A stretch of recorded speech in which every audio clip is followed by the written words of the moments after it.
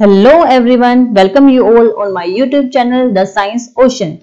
This is the second video of the ESTET TGT Science Previous Year Question Paper Series. जिन्होंने first video अभी तक नहीं देखी है उनके लिए फर्स्ट वीडियो का लिंक डिस्क्रिप्शन में डाल दिया है. You can refer there. तो चलो स्टार्ट करते हैं video.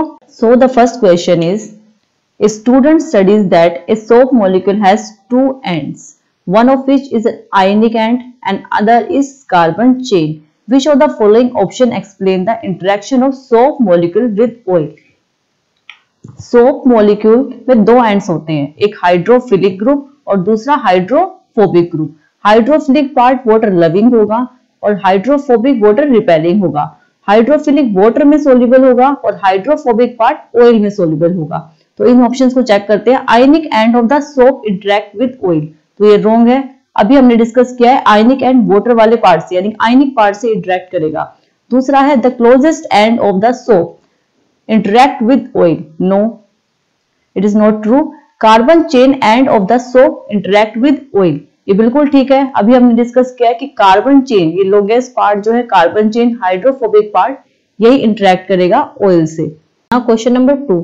Rutherford alpha particle scattering experiment shows that. 4 statement दी गई हैं, इनमें से हमें करेक्ट स्टेटमेंट को सिलेक्ट करना है. Electrons have negative charge. Negative charge बिल्कुल होता है इलेक्ट्रॉन पे, पर ये इसके प्रीटेक्स्ट में नहीं सही है स्टेटमेंट. सेकंड है the mass and positive charge of the atom is concentrated in the nucleus. Yes, ये बिल्कुल सही स्टेटमेंट है. अल्फा पार्टिकल स्कैटरिंग एक्सपेरिमेंट से रिलेटेड है. Third is neutron exist in the nucleus. ये स्टेटमेंट भी बिल्कुल ठीक है, पर ये इसके प्रीटेक्स्ट में सही नहीं है क्योंकि इसकी डिस्कवरी न्यूट्रॉन की जेम्स चैडविक ने काफी बाद में की थी. तो ये स्टेटमेंट भी अल्फा पार्टिकल स्कैटरिंग एक्सपेरिमेंट से रिलेटेड नहीं है. Fourth is most of the space in atom is empty. Yes, ये स्टेटमेंट भी बिल्कुल करेक्ट है. ये इस एक्सपेरिमेंट से ही ये प्रूव होता है कि एटम के अंदर काफी स्पेस होता है, इसीलिए काफी सारी रेज जो है alpha rays without deflection atom से स्ट्रेट पास हो जाती है. तो आप ये सेकंड और फोर्थ, ये दो statement alpha particle scattering experiment से रिलेटेड है. ये ऑप्शन नंबर 2 में ये दो स्टेटमेंट दी गई हैं, तो ऑप्शन नंबर 2 करेक्ट है. Now question number 3. यहाँ एक न्यूमेरिकल दिया गया है जिसमें 3.42 ग्राम सुक्रोज को डिसोल्व किया गया है 18 ग्राम ऑफ वाटर में, और पूछा गया है the number of oxygen atom in solution. Solution में ऑक्सीजन के एटम. ऑक्सीजन के एटम सुक्रोज में कैलकुलेट करने के लिए हम यहाँ 11 से मल्टीप्लाई कर रहे हैं क्योंकि मोलिकुलर मास में 11, एक मोलिक्यूल में सुक्रोज के 11 ऑक्सीजन के एटम है. इनटू में ये नंबर ऑफ मोल्स हैं, नंबर ऑफ मोल्स जो कैलकुलेट किए हैं given mass divide by molecular mass into Na. Na Avogadro number है. यहां से नंबर ऑफ मोलिक्यूल्स आ जाएंगे, ऑक्सीजन एटम आ जाएंगे सुक्रोज के अंदर. सिमिलरली वाटर में भी कैलकुलेट कर लेंगे जो कि आ जाएंगे 1, और दोनों को प्लस कर देंगे. ये ऑक्सीजन के एटम है सोल्यूशन में, यहाँ Na की वैल्यू सब्स्टिट्यूट कर देंगे 6.022 10⁻23. ये वैल्यू आ जाएगी 6.68 10⁻23. ये ऑप्शन नंबर 1 में है, ये करेक्ट ऑप्शन है. Now question number 4. The amount of solute present per unit volume per unit mass of the solution solvent is known as. ये कंसंट्रेशन ऑफ सोल्यूशन को डिफाइन करता है. Now question number 5. When vapor pressure of a liquid is equal to the atmospheric pressure, what happens to the liquid? तो ये boiling point की definition दी गई है आपको, boiling point की. फर्स्ट ऑप्शन दिया गया liquid freezes, ये wrong है. The liquid become viscous, ये statement भी wrong है. The liquid boils, yes, this is right statement. Next question number 6. Which of the following statement is correct? आपको correct statement choose करनी है. First, material exist as liquid at room temperature have their melting and boiling point lower than that of room temperature. तो melting point तो कम है क्योंकि वो liquid state में है, पर boiling point उसका लो नहीं है, तो ये statement wrong है. Next is to convert a temperature on Celsius scale to Kelvin scale, subtract 273 from the given temperature. ये statement भी wrong है. तो कन्वर्ट करने के लिए हम केल्विन से सेल्सियस से सी में 273, सेल्सियस में 273 हम प्लस करेंगे तो केल्विन की वैल्यू आती है. पर यहाँ सब्ट्रैक्ट करने के लिए बोला है, तो ये स्टेटमेंट भी रोंग है। Third is the density of ice is less than water, ये स्टेटमेंट बिल्कुल करेक्ट है, इसीलिए ही आइस वाटर पे फ्लोट करती है क्योंकि उसकी डेंसिटी कम होती है। The process of involving the transition of substance from solid to liquid is called sublimation, ये स्टेटमेंट रोंग है क्योंकि सॉलिड से लिक्विड के ट्रांजिशन को फ्यूजन कहते हैं और सब्लिमेशन में सॉलिड से ट्रांजिशन गैसियस स्टेट में होता है, इसलिए तो ऑप्शन नंबर थर्ड करेक्ट है। Question number 7, the mineral element present in a chlorophyll molecule, chlorophyll molecule एक कोऑर्डिनेशन कंपाउंड है जिसमें मैग्नीशियम एलिमेंट प्रेजेंट होता है, so now answer is magnesium. Now question number 8, biuret test is used to test the presence of protein, ये test protein की presence को test करने के लिए किया जाता है। नेगेटिव टेस्ट में ब्लू कलर आता है, ये एब्सेंस ऑफ प्रोटीन शो करता है, और पॉजिटिव टेस्ट पर्पल कलर को शो करता है, पर्पल कलर को। कार्बोहाइड्रेट के लिए भी टेस्ट, मोलिश टेस्ट कार्बोहाइड्रेट के लिए किया जाता है, ये भी इंपॉर्टेंट है। Now question number 9, atomicity of phosphorus is, atomicity is number of atom present in A molecule. Phosphorus की पूछी गई है हमसे, तो P4 की फॉर्म में एग्जिस्ट करता है स्टेबल फॉर्म में, यहाँ 4 एटम है इस प्रेजेंट, तो फॉस्फोरस की एटोमिसिटी होगी 4। Now question number 10, how many valence electron are not shared in the following molecule, इस मॉलिक्यूल के अंदर कितने इलेक्ट्रॉन पेयर शेयर्ड नहीं है हमें वो बताने हैं। एक क्लोरीन के अंदर होते हैं 7 वैलेंस इलेक्ट्रॉन, फॉस्फोरस के अंदर होते हैं 5 वैलेंस इलेक्ट्रॉन, 3 इसने शेयर कर लिए हैं, 2 यहाँ वैलेंस इलेक्ट्रॉन बचे हैं।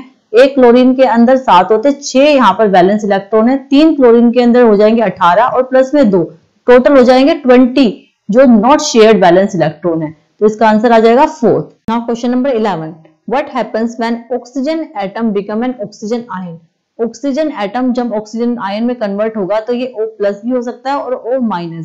First statement is its atomic mass decreases, ये स्टेटमेंट गलत है, एटॉमिक मास पर कोई फर्क नहीं पड़ता ऑक्सीजन के आयन में कन्वर्ट होने पर।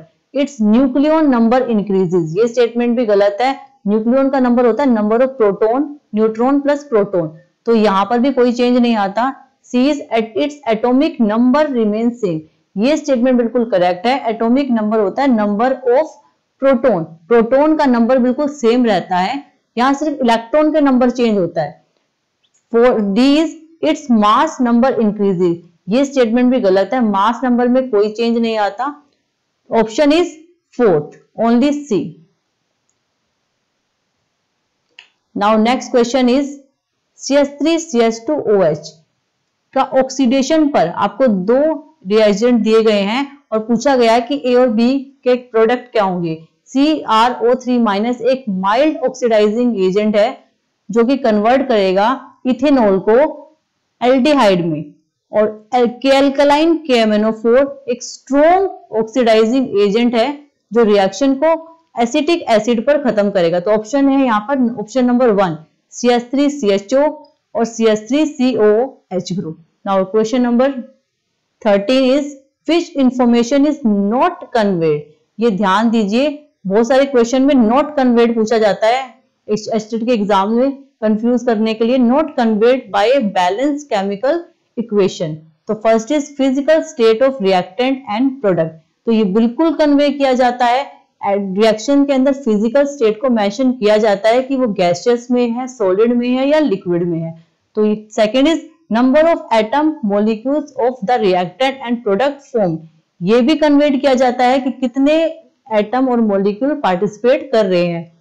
Third is symbol and formula of all the substance involve in a particular reaction, तो ये भी कन्वर्ट किया जाता है एक बैलेंस केमिकल इक्वेशन में।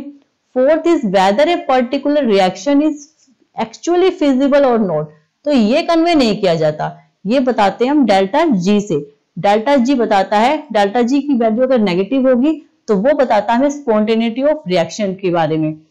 तो ये 4th पॉइंट यहाँ पर इसका आंसर होगा। Now question number 14. Which of the following statement is not true? The molecule of gas occupy all the space available. Molecule of gas के molecule जितना भी स्पेस होगा एक कंटेनर में उसको ऑक्यूपाई कर लेते हैं क्योंकि उसका इंटरमोलिकुलर डिस्टेंस ज्यादा होता है। ये स्टेटमेंट बिल्कुल करेक्ट है। The molecule in a liquid are arranged in a regular pattern. Molecule of liquid regular pattern में अरेंज नहीं होते, सॉलिड के मॉलिक्यूल रेगुलर पैटर्न में अरेंज होते हैं। तो ये स्टेटमेंट गलत है।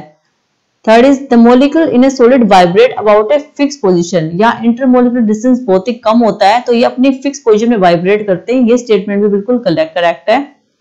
The molecule in A gas exert negligible small forces on each other accept during collision. ये स्टेटमेंट भी करेक्ट है क्योंकि गैस के मॉलिक्यूल में इंटरमोलिकुलर स्पेस ज्यादा होने की, डिस्टेंस ज्यादा होने की वजह से वो एक दूसरे पर नेग्लिजिबल स्मॉल फोर्स एक्सर्ट करते हैं। तो हमें पूछा गया था नोट टू स्टेटमेंट, तो सेकंड स्टेटमेंट हमारा आंसर है। Now question number 15, which of the following statement is not true regarding the characteristic of matter? Kinetic energy of particle increases with a rise in temperature. तो ये statement बिल्कुल correct है। Kinetic energy directly proportional होती है temperature की। Particles of matter diffuse into each other on their own. ये statement भी बिल्कुल करेक्ट है। Third is particle of a matter are randomly moving in all the direction. ये statement भी बिल्कुल करेक्ट है। पार्टिकल ऑफ मैटर किसी भी डायरेक्शन में रैंडमली मूव करते हैं। Kinetic energy of the particle in all matter remain the same at a particular temperature. ये स्टेटमेंट रॉन्ग है क्योंकि डिफरेंट स्टेट ऑफ मैटर की काइनेटिक एनर्जी डिफरेंट होती है। तो पूछा था नॉट ट्रू स्टेटमेंट, तो answer is fourth. Now question number 16, which scientist gave the concept of fixed energy level around the nucleus.